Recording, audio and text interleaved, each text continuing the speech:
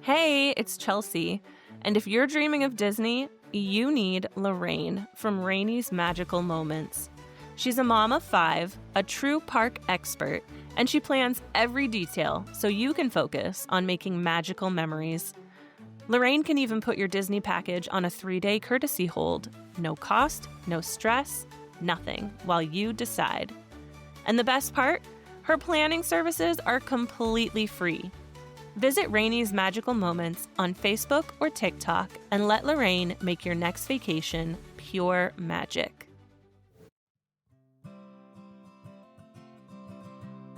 Oh, hey, welcome back to another Quiet Confessions. My dogs are a little rowdy, so if you can hear them, I apologize. I will do my best in post to make sure you can't hear them, but I can only do so much. Yeah, if this is your first Quiet Confession, these are just little mini episodes where I get to check in with you and let you know how I'm doing. And I asked you guys on Instagram, I've been going back and forth about how to sort of do these episodes, how to craft them. When I first started, things were totally off the cuff and just rambling. And then in the middle, I started kind of like outlining episodes, like making little notes about what I wanted to talk about. And then for the past couple of weeks, I have had scripts. So I'm a writer by nature. I write in journals, or I used to, and I write for Vermont Mom blog, and I write blog posts for this for Quiet Connection. I love to write. So I would script things because it would make getting to the recording feel a lot more comfortable. I knew what I wanted to say and how I wanted to say it. But yeah, I don't know. So today I'm doing like a hybrid of all three things. I have an outline, but I'm just kind of like glancing at it as it like to keep me on track, like on so that I don't talk to you for an hour. But yeah, so that I just wanted to start off with that and let you know I'd love your feedback. You can when you reach out to us on any of our social media platforms, it's me. So I'd love to hear from you. Do you like scripted episodes? Do you like outlined episodes? Do you like it when I ramble? Do you whatever? What would you like to hear about? I'd love to hear from you. But so now jumping topics completely. Today I'm going to talk about our trip to Disney. We've officially been home for just over a week. We realized on the drive down, we drove down the entire East Coast. And we realized on the way back that we spent more time traveling to and from than actually at Disney, but only by a day. So I don't think it was a waste. But yeah, we went to Disney. We've talked about this a little bit. We saved every little penny, and my husband and my family just, this trip would not be possible without them. And yeah, we decided to drive. We rented a van and decided to spread the drive out over 3 days. So yeah, my now 10-year-old and my 3-year-old and my husband and I in the van, that was packed. I'm so glad we did a van. We had a SUV originally, but we upgraded to a van, and it was the best decision ever. And yeah, we did it. We took turns driving, and the kids, like for the first half of the day, the rule was that they had to do car activities. So we had stickers and we had coloring books, and they had like just, the Target, like that little section right by the door where they have all those discounted like activities. They had a bunch of those. And yeah, the first half of the day had to be like crafting or playing. Oh, they had little mini magna tiles. And then after our midday stop, they could use their Kindles and watch a movie. And we were usually at our hotel around dinner time. The first day was rough. We got to our hotel very late. But it was something. It did not go as chaotically as I thought it would. Is chaotically a word? I think it is. Yeah, there were definitely lots of moments, mostly from my oldest, where she was like, I'm bored. Where, like, are we almost at our next stop? And my 3-year-old was totally content, which shocked the heck out of me. But yeah, so we did it. We did the thing, and we listened to a lot of Disney music on the way down. And then when the kids were on their Kindles, we would listen to a memoir. We listened to Patrick Stewart's memoir, and we almost finished it. We need to make time to finish it. Yeah, and I mean, when we finally drove under that big arch, if you've ever been to Disney, it says Walt Disney World. We did a little countdown, and when we just were all freaking out. We stayed at Pop Century, which is where we stayed when we went the first time with Lily. This was a few years ago now, but and there's a lot of reasons for that, and I'll get into that too. But yeah, it just was, when we got there, kind of all the stress, it definitely didn't melt away, but it was 100% worth it. And the trip was, oh my God, it was so magical, truly magical. And a huge part of that is because an original OG Quiet Connection mom, Lorraine, who is a travel agent who specializes in Disney planning, helped us plan our trip. And she seriously took the stress out of everything.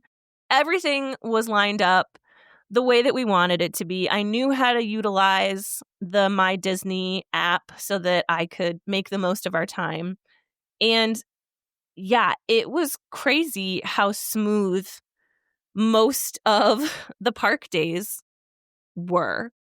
I will say every morning, my 3-year-old started our day with massive tantrums and refusing to comply with literally anything we asked her to do. Comply feels like a harsh word. That's what came out of my mouth. So clearly that's how I was feeling. But no, she just, anything that you asked her to do, go to the bathroom, eat her breakfast, put her clothes on, it was like asking her to rip her own hair out. It was pretty bad. But then as soon as we would pull up to the little bus stop where they pick you up and take you to the parks, she was over it. And she didn't have any meltdowns at the parks. And like, yeah, it wasn't incredibly hot. It just was, it was so nice. We got to ride every single one of our favorite rides, including some rides that we had never ridden before, with barely any wait times. We did have, I know I talked to you guys about the whole DAS experience. Disney had given us 2 lightning lanes per day, except for our last day. We got 1 lightning lane because it was the same park we had already visited. And we actually didn't need to even use them for most of the rides that we wanted to ride. And we got to ride some of the rides more than once, and most of them were walk-ons. And I was shocked. Like Tiana, we walked on Tiana's Bayou. We walked on to Pirates of the Caribbean. There was one time we walked on to Haunted Mansion, but I will tell you about that in a little bit. We even walked on to Seven Dwarfs Mine Train, which is insane. The last time we went 2 years ago, even with a DAS pass, the wait time was over an hour, and we pretty much walked onto it. But it was incredible.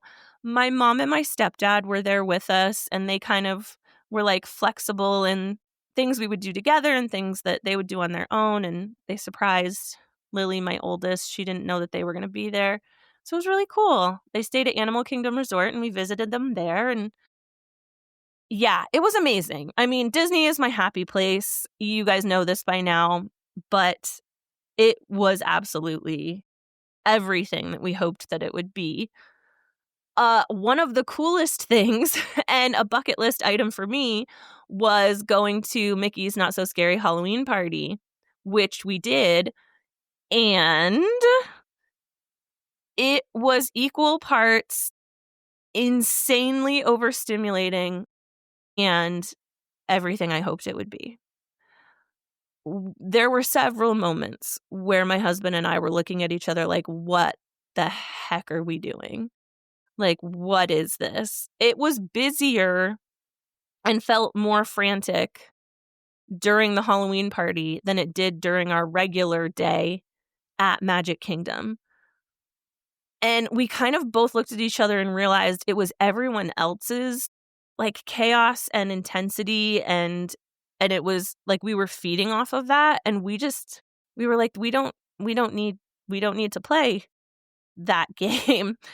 If you are familiar with Mickey's Not So Scary Halloween Party or any of the special holiday parties at Disney, you know that there are goals that people go in to the party with. And I knew this, I had done my research, but you have the people that are there for the treat trails. So they're going to hit every single treat trail, sometimes multiple times, to get as much candy as they can.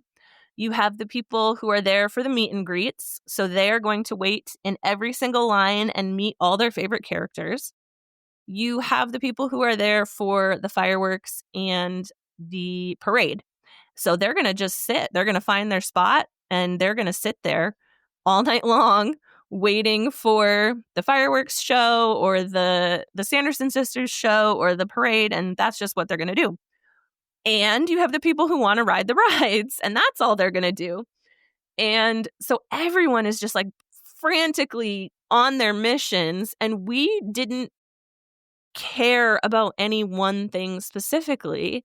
So at first we're like, okay, we got to hit the treat trails. And then we were like, oh, but the rides, we've got to get on the rides. And we really didn't care about the parades at all. And we said, if the kids are still up by the time the fireworks go off, we'll see the fireworks. But we paused. I think it was right after riding Mine Train. And we were like, this is ridiculous. Like, let's just go at our own pace and do what we want to do. And once we made that choice, like everything felt calmer and we did get to ride the rides we wanted to ride. We brought little gift bags for Lily to give out to cast members that she wanted to. I mean, it was her birthday and we wanted to thank cast members, and so she did, and that was so sweet to see. She had so much fun doing that, and she gave one to someone working outside of Haunted Mansion, and they in turn pixie dusted us with walking us right onto the ride, even though there was a little bit of a wait. So that was when we got to walk on that. But that was really, really cool and really special. I loved seeing her do that. The kids were awake for the fireworks. We watched from Tiana's Bayou. And then Avery fell asleep as we were buying a pretzel on our way out and did not wake up until we had to transfer her into bed. So she slept from the transfer from the stroller to the bus, off the bus to the hotel room, and didn't wake up until we had to put her pajamas on and put her in bed. Yeah, this trip was everything that we hoped it would be. And yes, it had its challenges. I mean, we have a very neurosparkly family, and so we struggled with food, not having enough safe foods for my oldest daughter, so it was a struggle to get her to eat. We struggled with, like I said, Avery just melting down every single morning, and then we struggled with expectations that weren't ours, ones that we just kind of were like, whoa, okay, we're feeding off of this energy and we need to just let it go. But we were able to just navigate around that, and I am still coming down from the whole thing, but I also desperately want to go back. And yeah, I cannot stress enough the level of support and just help financially or planning or otherwise that we received as a family. It's overwhelming, and it continues to be. And this trip wouldn't be possible without my family, my husband's family, Rain. And you can learn more about Lorraine if you check the show notes. Yeah, it was everything. It was everything that we all needed. So yeah, okay, here we are. We're coming to a deep exhale moment. I didn't write a script. I don't know how long I've been recording because I'm not looking at the screen right now. But maybe this is a good happy medium. I guess I just felt like sharing my experiences, and also I want your feedback. That's your little reminder. I would love your feedback. I love constructive criticism. I love to learn and grow. And yeah, I want to hear about your guys's trips with your families, like whether it's Disney, whether it's a local theme park, whether it's a zoo that you like to go to, if you're more of a Universal family than a Disney family, or if you go to like a beach every year or something. I don't know. My DMs are open, you guys. Tell me, how do you do those trips? What are your tips and tricks? What are your like fail-proof ways to keep your kids entertained in the car for a long time? I'd love to hear from you. So, yeah, that's this week's confession. I guess I'm taking with me that things do not have to be perfect and polished to be what they are. And yeah, you know the drill. I'm going to go fill my water bottle. I'm going to try really hard to take some time for me while Avery is at preschool. And I'll see you back here next week.